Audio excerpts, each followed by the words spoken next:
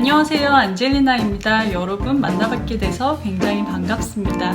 오늘 저는 비엔나 왈츠 강의를 준비했는데요. 먼저 여러분이 모두 잘 아시는 유명한 선생님들이 나오는 강의에서 공통적으로 말씀하시는 중요한 포인트에 대해서 제가 몇 가지로 정리하려고 하고요. 그리고 여러분들께 더 설명드려서 이해하시는 데 도움이 되도록 하려고 합니다. 그리고 이번에는 제가 영문 그대로 먼저 보여드리려고 하는데요. 사실 댄스 용어가 다 영어이고 같은 용어가 계속 반복적으로 나오기 때문에 여러분이 들으셨을 때 귀에 익히시면 앞으로 댄스 공부를 하실 때도 많은 도움이 되실 거라고 생각합니다. 그리고 제가 질문을 던졌을 때 여러분이 한번 먼저 생각해 보시고 같이 답해 보시고 따라 하시면서 몸으로 익히셔서 여러분의 것으로 만드시면 좋을 것 같습니다. 자, 그럼 오늘도 저와 함께 즐겁게 공부하실 분들은 구독해 주시고요.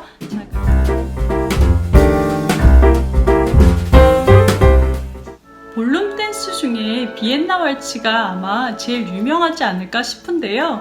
춤을 전혀 모르는 사람도 비엔나 왈츠를 생각하면 턱시도를 입고 여성분들이 드레스를 입고 궁중에서 이렇게 돌면서 춤추는 것을 생각하게 되는데요. 그만큼 굉장히 흥겹고 즐겁고 유쾌하고 좋은 춤이지만 사실 추는 사람 입장에서는 어쩌면 그렇게 쉽지 않은 춤이 아닐까 생각합니다. 스텝은 사실 굉장히 간단하고요. 여러분들이 계속 뱅글뱅글 도는 게 보기에는 아주 쉽지만 1분, 2분, 3분이 지났을 때 즐겁게 출 수 있는 사람이 많지 않을 텐데요.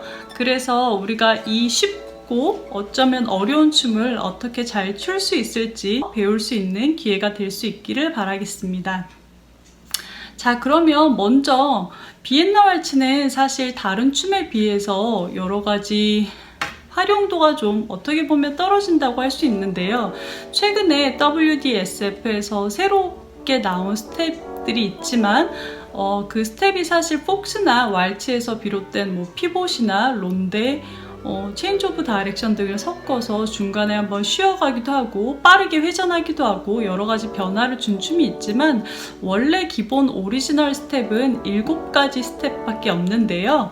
그래서 제가 그 다른 새로 나온 스텝에 대해서는 다루지 않으려고 하는데요. 거기에 나오는 테크닉이나 스텝들은 다른 댄스에서도 배울 수 있기 때문에 비엔나 왈츠의 오리지널 스텝에 대해서만 이야기하겠습니다. 자, 그러면 제가 먼저 7가지라고 말씀드렸는데 여러분이 한번 생각해 보시겠어요? 첫 번째는 다 아시는 내추럴 턴입니다. 두 번째는 리버스 턴, 세 번째는 포워드 체인지 스텝이 있겠죠? 네 번째는 백워드 체인지 스텝이 되겠죠? 다섯 번째는 프리클 스텝입니다. 오른쪽으로 도는 내추럴 플래클 스텝이고요. 반대쪽으로 도는 리버스 플래클 스텝이 있고, 7번째는 책이 있겠습니다. 그래서 이 7가지가 비엔나 왈츠의 오리지널 스텝에 해당되는데요.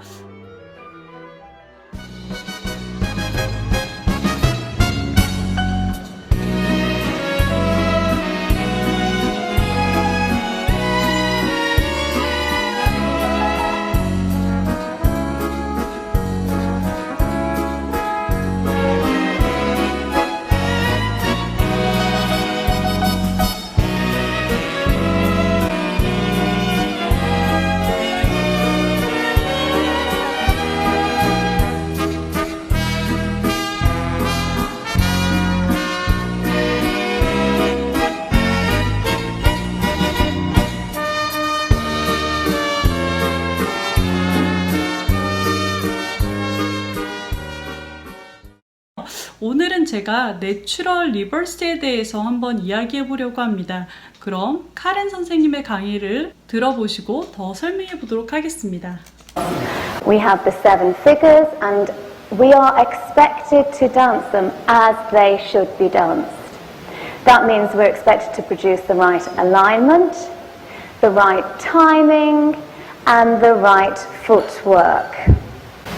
자, 뭐라고 We have the 말씀하셨죠? seven figures 비엔나 and we 왈츠는 are 7가지 expected to 스텝으로 dance 되어 them 있고 as they 7가지 should be 스텝이 done. 만들어진 그대로 That means 잘 we're 보여줘야 expected to produce the 하는데요. right 그래서 alignment, 비엔나 왈츠는 the right 정확한 timing, 라인과 박자를 and the right 지키고 footwork. 풋워크를 지켜야 한다고 말씀하셨습니다. When I'm standing 다음은요, 카렌이 심사를 할 때 가장 심사하기 쉬운 춤이 비엔나 왈츠라고 하는데요. 그 이유는 the first thing that I'm going to see is the picture. So it's very easy to compare your picture with his picture with his picture. So the picture has to be beautiful at all times. 제가 심사의 기준이 되는 부분은 픽처, 그림이라고 할 수 있겠는데요. 여러 커플이 서 있을 때 이 커플과 저 커플의 그림을 비교하는 것이 가장 먼저겠죠. 어떤 그림이 예쁜지 어떤 그림이 예쁘지 않은지 항상 그림이 같은 그림으로 예쁘게 보여지는 것이 중요하고요. The second thing that I'm going to compare is the actual shift of movement from foot to foot. It's the way we move from foot to foot. It's the way we lower from a foot and out of another foot. And it's very easy for us to see it when we're judging. You're all going the same way. More or less, mostly all doing the same steps. The second 두 thing that I'm going to 번째는 compare is the actual Shift of Movement입니다. 발에서 발까지 몸을 어떻게 이동하는지. 네, 이때 어떻게 내려가고 한 발에서부터 다른 발로 옮겨지면서 나가는지 이것이 굉장히 커플을 비교해서 볼 때 차이가 많이 나는 부분인데요. More or less, mostly all doing the same steps. 자, 여러분이 비엔나 왈츠를 잘하고 싶다면 여러분이 파트너랑 겹치지 않게 포지션을 잘 만들어야 하고 그래서 커플 사이의 안정성을 확실히 유지해야 되는데요. 그 안정성을 유지하는 것은 단순히 에너지만을 얘기하는 것이 아니고 여러분이 만드는 무브먼트를 얘기합니다. 그리고 정확한 푸덕을 통해 나오는 얼라이먼트, 발의 정렬과 방향을 말해준다고 할 수 있겠는데요. 자, 여기까지 두 선생님이 공통적으로 말씀하시는 포인트를 혹시 보셨나요? 첫 번째는 그림인데요. 두 사람이 서로 겹치지 않게 자신의 포스처를 만들고 포이즈를 확실하게 해서 두 사람이 하나가 되는 그림이 계속 유지되도록 하는 게 중요하죠. 그리고 하체의 안정성을 만들고 센터가 계속 연결돼서 그림이 이어져서 갈 수 있는 그림을 만드는 것이 첫 번째로는 중요하겠고요. 두 번째로는 무브먼트죠. 네, 발에서 발까지 이동하는 사이에 일어나는 무브먼트에 대해서 얘기하실 건데요.